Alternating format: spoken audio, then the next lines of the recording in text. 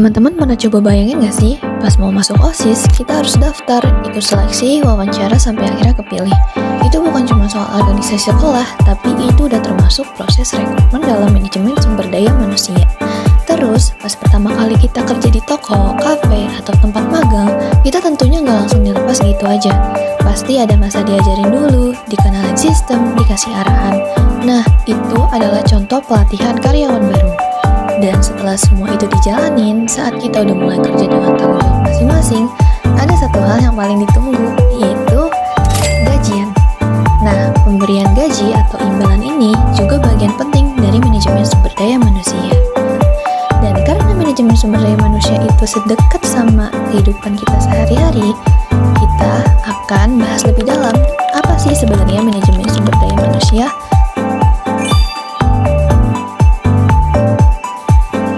Nah, manajemen sumber daya manusia itu sendiri adalah bagian dari manajemen yang bertanggung jawab untuk merencanakan, mengorganisasi, mengendalikan, serta mengevaluasi terkait sumber daya manusia di suatu organisasi. Salah satu ahli menyebutkan, yaitu Hano Pahartani dalam bukunya Personalia dan Sumber Daya Manusia, bahwa MSDM adalah salah satu penarikan, seleksi, pengembangan, serta penggunaan sumber daya manusia untuk mencapai tujuan baik dari suatu organisasi.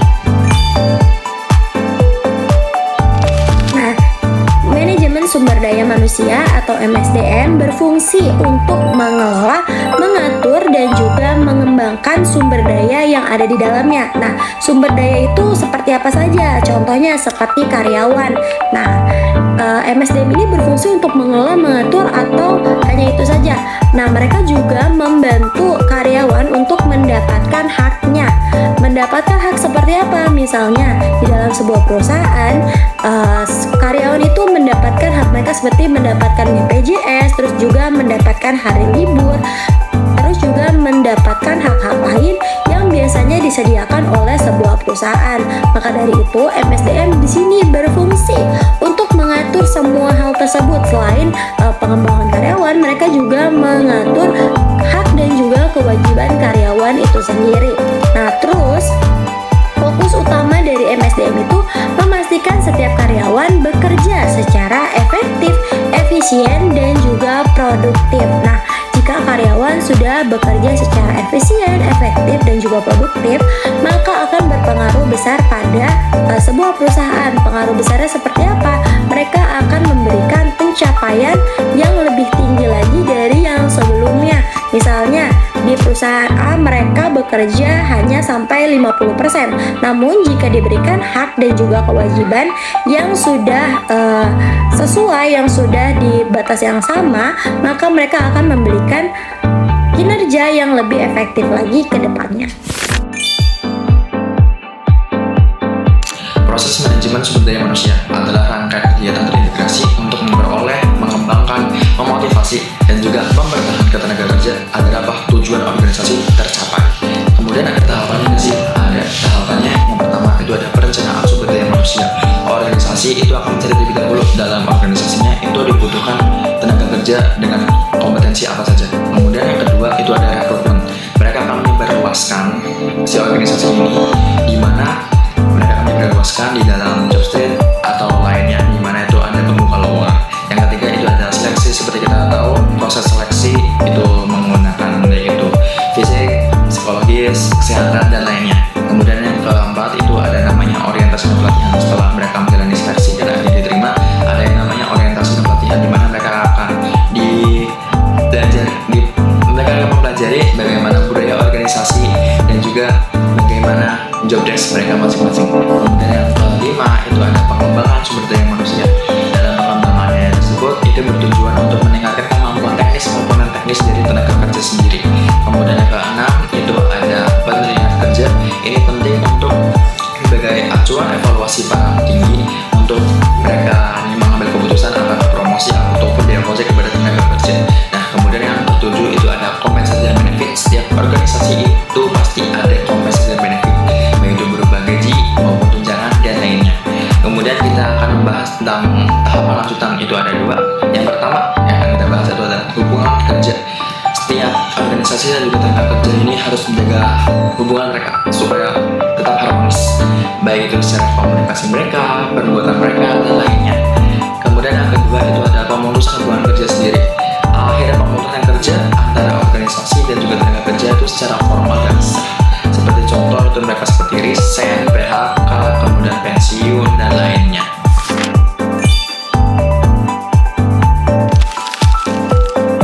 Baik, materi yang akan dibahas selanjutnya adalah perencanaan kebutuhan SDM. Apa sih perencanaan kebutuhan SDM itu? Itu adalah suatu proses sistematis untuk memperkirakan jumlah dan kualitas tenaga kerja yang diperlukan organisasi pada masa sekarang maupun masa mendatang. Sehingga organisasi memiliki SDM yang tepat pada waktu yang tepat. Tujuannya apa sih? Tujuannya agar tidak terjadi kelebihan tenaga kerja atau overstaffing maupun kekurangan tenaga kerja atau understaffing. Selanjutnya adalah manfaat mengenai perencanaan kebutuhan SDM ini. Yang pertama, itu ada mengoptimalkan produktivitas karyawan. Yang kedua, ada menghindari overstaffing atau understaffing. Yang ketiga, meningkatkan kepuasan dan pemeliharaan karyawan. Serta yang keempat adalah menekan biaya operasional. Selanjutnya adalah tantangan dalam perencanaan SDM ini. Yang pertama, itu ada perubahan teknologi yang cepat. Maksudnya adalah skill yang kita miliki itu dapat digantikan dengan mudah dan tidak relevan lagi dalam waktu yang dekat. Serta yang kedua, ada pasar kerja yang dinamis. Maksudnya adalah keadaan yang dapat bisa berubah-ubah ini dapat mengaruhi jumlah dan jenis karyawan. Sehingga apa? Sehingga akan berdampak pada overstaffing atau understaffing itu sendiri. Lalu selanjutnya, yang ketiga adalah turnover yang tinggi. Keadaan seperti karyawan yang bisa keluar masuk akan memengaruhi stabilitas perusahaan, sehingga dapat mengganggu rencana jangka panjang. Selanjutnya adalah ketidakpastian ekonomi yang dapat memengaruhi perusahaan dalam kesulitan memprediksi kebutuhan SDM selanjutnya. Serta yang terakhir, yang kelima, adalah keterbatasan data SDM, sehingga dapat memengaruhi proses perencanaan itu jadi tidak akurat dan keputusan bisa saja salah sasaran.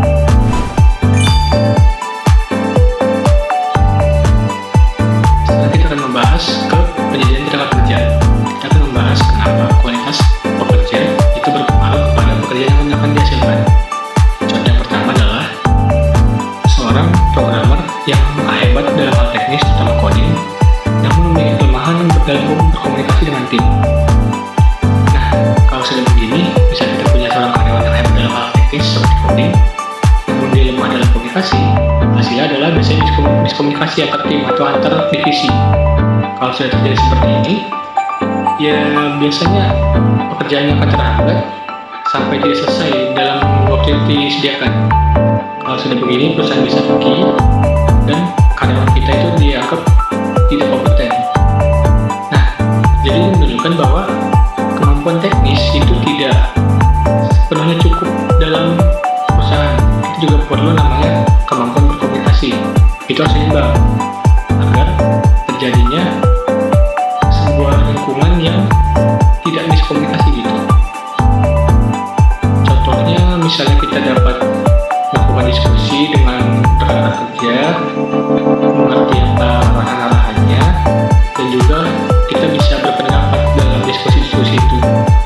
Nah, contoh yang kedua adalah seorang karyawan memiliki keterampilan komunikasi yang baik dan mampu menyampaikan ide dengan jelas kepada rekan satu timnya.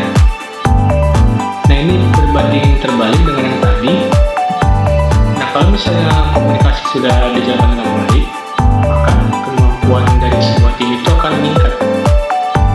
Tidak ada miskomunikasi, tidak adanya keterlambatan dalam informasi. Nah, kalau sudah terjadi, lingkungan kerja itu pasti akan positif dan juga akan lebih efisien. Kalau sudah terjadi seperti itu, pasti target-target pekerjaan itu akan terselesaikan dengan lebih cepat. Kalau sudah terselesaikan dengan lebih cepat, pasti akan dicap dengan baik gitu sama perusahaan, sama dan juga rekan kerjanya. Nah, dapat disimpulkan dari kedua ini bahwa kemampuan teknis itu tidak hanya diperlukan, tapi juga harus diseimbangi dengan kemampuan komunikasi. Jadi Jadi kita perlu kemampuan teknis untuk mengerjakan pekerjaan dan kemampuan komunikasi untuk bekerja sama dengan tim kita. Kalau semua itu sudah seimbang, maka pekerjaan kita akan cepat terselesaikan, target tercapai, dan pekerjaan akan terlaksanakan dengan lebih efisien. Jadi pekerjaan itu bukan hanya dilihat dari sisi teknis, dari mana pekerjaan itu dilakukan, tetapi juga dengan bagaimana komunikasi tim kita dan kerjasama kita dapat terlaksanakan.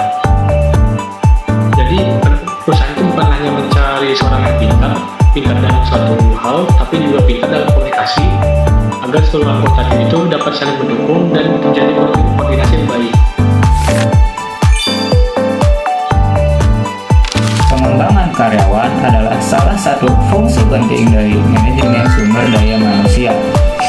Hal ini berguna untuk kemajuan dan pertumbuhan dari sebuah organisasi atau perusahaan. Pengembangan karyawan adalah upaya sistematis yang dilakukan oleh sebuah organisasi atau perusahaan untuk mengoptimalkan potensi karyawan atau sumber daya manusia yang mereka miliki.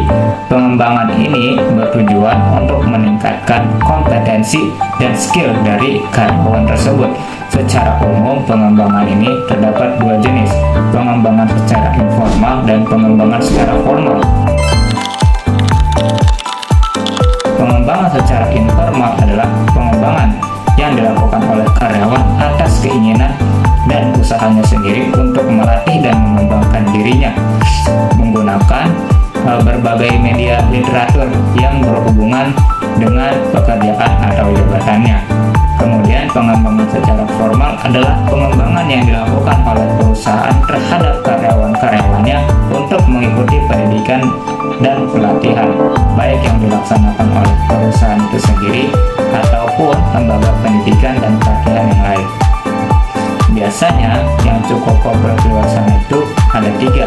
Pertama, in-class training, pelatihan kelas bertujuan untuk meningkatkan pemahaman dan pengetahuan dari peserta atau karyawan. Kedua, PJT atau on the job training. Biasanya pelatihan ini dilakukan di lapangan dan diawasi langsung oleh staf yang ahli, dan ini bertujuan untuk meningkatkan kompetensi teknis dari peserta atau karyawan. Ketiga, outbound training, biasanya berisi games atau aktivitas yang menyenangkan, dan ini juga bertujuan untuk membangun dinamika kelompok yang baik. Pengembangan ini sangat bermanfaat untuk meningkatkan keterampilan, pemahaman, dan mengubah sikap karyawan menjadi lebih positif. Perubahan ini akan berdampak pada peningkatan kinerja karyawan. Pada akhirnya, peningkatan kinerja karyawan ini juga akan berdampak pada peningkatan kinerja organisasi atau perusahaan. Oke, jadi kita masuk ke pembahasan pada pemeliharaan karyawan. Nah, pemeliharaan karyawan itu apa sih? Pemeliharaan karyawan adalah suatu bentuk upaya untuk meningkatkan, menjaga, serta memperhatikan kondisi dari setiap karyawan yang ada di perusahaan dengan tujuan untuk karyawan bisa mendapatkan haknya tersendiri berupa kenyamanan, lalu produktif dalam bekerja, dan merasa aman dalam situasi pekerjaan apapun itu.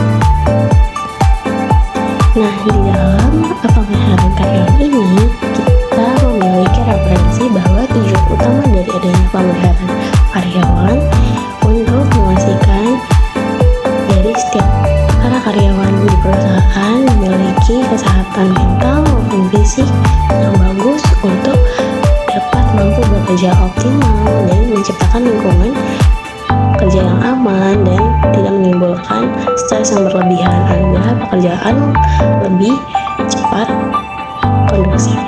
Lalu untuk meningkatkan motivasi di sini maksudnya adalah dari atasan memberikan dukungan kepada karyawan berupa nantinya penghargaan ataupun adanya kondisi kerja yang mendukung. Lalu yang ketiga di sini ada menjaga konsisten dari kinerja. Nah, dari karyawan ini sendiri bagaimana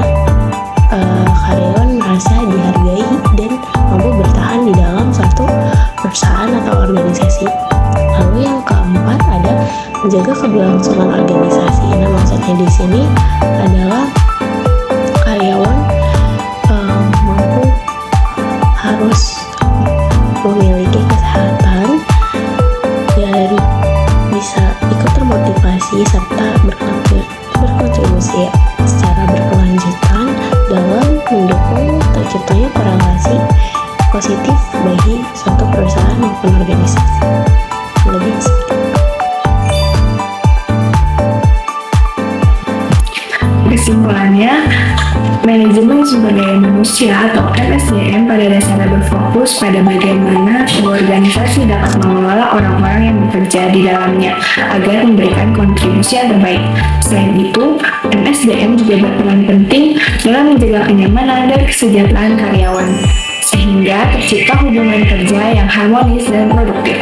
Ketika sumber daya manusia dikelola secara efektif, organisasi akan lebih mudah mencapai tujuan dan meningkatkan kinerja secara keseluruhan.